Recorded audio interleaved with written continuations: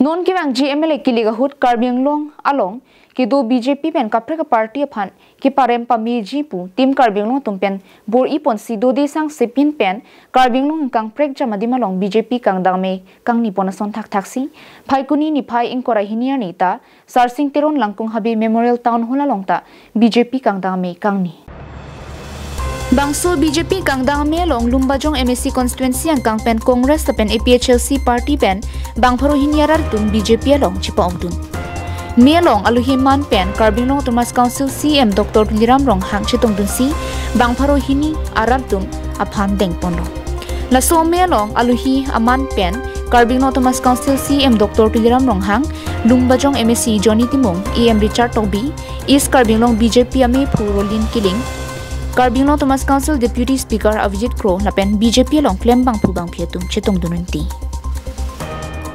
Fobak sosial mucam lo, atul semson tu kan. Pinie bangke, pakor atul teron akaisi Congress ben PSLC jaman ben bang suri si susi, abang pubang pietum pinie nang join jon lo. Asila soke deng pon asaing deng chonal. Kapre kali Congress ben PSLC tumsi lumbajong konsensi dia tumsi kebang. Salang tuman kedeng karcu. Laso amai jada kapre kali bele kali ini tu long tip konsensi tame bang nangke dunji potman ke tum ke kata kang chung karne kedeng pona saing dem je klem pon. Cukup. Anon la ada orang tu apa kan betul tadi dia pinang elok tu sebab wana kau. Stichuma. Kopia. Ala kan kalau betul tadi dia pinang elok sih. Ong nangelo lagi nangelo. Mana pello lah, mah thoma dan pello nanggal.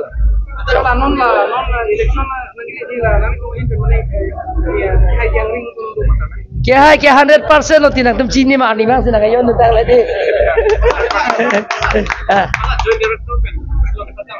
Lake ST kota hedi 5% do. Wala so ni tum dak non interview ke kona dead vacancy retirement vacancy sanction pushpen ke jutkok lo. Jutkok si Dimasa Karbing Long lapen ke BTR lake thoma autonomous council long ta akota jutkok si hala non kipitangan pen hai jutkok si dada bang ke 0 pukolo sita non la advertisement ki pianta inglong so tum se aphai ke ong pik po inglong so tum si long po maximum ngelong po inglong so tum se